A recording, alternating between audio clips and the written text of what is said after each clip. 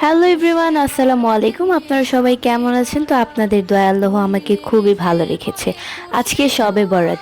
এই দিনে আপনি আল্লাহর কাছে যা চাইবেন আল্লাহ তাই কবুল করে নেবে। সবাই বলেন আমিন। আজকে আমি রান্না করব গরুর মাংস আর হালুয়া বানাবো। হালুয়াটা রান্না করার জন্য আমি প্রথমে একটা কড়াইয়ের ভেতরে তেল দিয়ে দিব, পরে দিয়ে দিব তেজপাতা, পরে আমি সুজিটা ঢেলে দেব কড়াইয়ের ভেতরে। ওয়েট, আমি কিন্তু সুজিটা আগে থেকেই ভেজে নিয়েছিলাম ক্যামেরার বাইরে থেকে। সুজিটা দেওয়ার পরে আমি অনেকক্ষণ নেড়ে নিই, কারণ এটা চাকা চাকা হয়ে যাবে আম্মু বলতেছিল, তাই আমি ঘন ঘন ভাবে লাড়তেছিলাম। তো সর্বশেষ আমি দিয়ে দিব চিনি, যেটা হালুয়ার স্বাদ ফিরে আনে। আমরা মানুষরা এরকম যে আমরা অল্পতে খুশি হয় না, আমাদের যা পাই আমাদের নিজস্ব করে তারপরও আমরা বলি যে আরো কেন হয় না, আরো কেন হয় না। এটা করতে করতে দিন শেষে সবকিছুই হারিয়ে ফেলি আমাদের মাঝ থেকে। দুধটা আমি অল্প অল্প করে ঢেলে দেওয়ার পর একটু একটু করে নেড়ে নেব, কারণ এটা আন্দাজ করতে পারি না যে দুধটা অ্যাকচুয়ালি কতটুকু দিলে পারফেক্ট হবে হালুয়ার সাথে।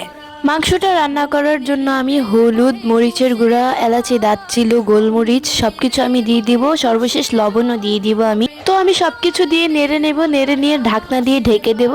হালুয়াটা হালকা হালকা নরম থাকতেই আমি পিস পিস করে কেটে নেব। হালুয়াটা কাটার পর হালকা শক্ত হয়ে আসার পর আমি গিয়ে এটার উপরে কিশমিশ দিয়ে দিব। আমি তো বিশ্বাস করতেই পারতেছিলাম না, জীবনে প্রথমবার হালুয়া বানালাম, তারপর আবার এত সুন্দর দেখতে হয়েছে অ্যান্ড খেতেও মাশাআল্লাহ খুব সুস্বাদু। আজকের মাংসটা রান্না করা আমার কেমন হলো সবাই কমেন্টস করে জানাও। অ্যান্ড হালুয়া, সবাই ভালো থাকো, সুস্থ থাকো, সবার জন্য অনেক অনেক দোয়া রইলো, ভালোবাসা রইলো। আল্লাহ।